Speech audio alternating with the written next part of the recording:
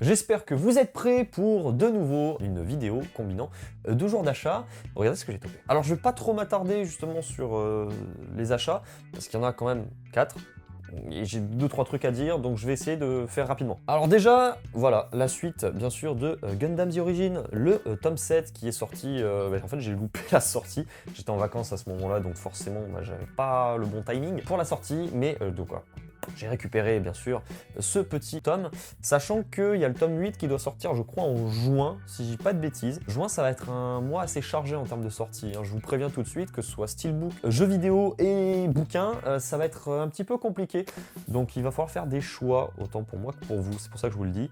Préparez-vous et regardez bien un petit peu ce qui se passe au niveau des sorties. Donc voilà, celui-là, je l'ai récupéré. Et le lendemain, j'ai récupéré quelques petites choses. Alors déjà, on m'a offert un album, et je suis très content de l'avoir, puisque je l'avais en cassette. C'est un de mes albums préférés, d'un de mes groupes préférés. Cet album de 1982, Eye in the Sky, bien sûr, de Alan Parsons Project. Alors c'est la petite réédition justement en digipack de 2026, voilà. Donc forcément très content de l'avoir, et surtout encore plus content de savoir qu'il y a la version Blu-ray qui arrive, avec le mix en 5 points qui a été fait par Alan Parsons, comme à chaque fois, comme chaque album là, qui sort depuis... ça fait 2-3 ans, je crois, qu'ils font ça.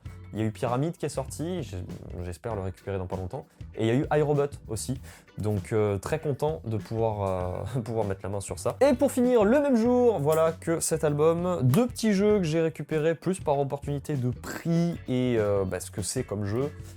Puisque en soi, pour y jouer, j'ai déjà des cartes avec micro SD, quoi, l'équivalent des Crix, les Everdrive, pour de la PC Engine. Donc oui, ça fait longtemps que j'ai pas pris de la PC Engine. Là, c'était une opportunité surtout de prix et de titres, parce que ce sont des titres vraiment géniaux. Vigilante et Ninja Spirit, bien sûr, en japonais. Ce sont pas des versions, par contre, j'ai plus le nom, Sodipeng. Ce sont des versions japonaises classiques, donc complètes, avec les notices. Voilà, ce petit emballage plastique. La personne qui m'a vendu ça est quelqu'un qui est très soigneux. Les jeux fonctionnent, il n'y a aucun problème. J'ai pas vraiment eu le temps de m'attarder sur les titres. Ninja Spirit, je l'ai déjà fini il y a très longtemps. Et Vigilante, par contre, je l'avais survolé. Je pense que j'essaierai de m'attarder un petit peu dessus. Et comme je disais, voilà, c'est surtout pour les avoir en boîte.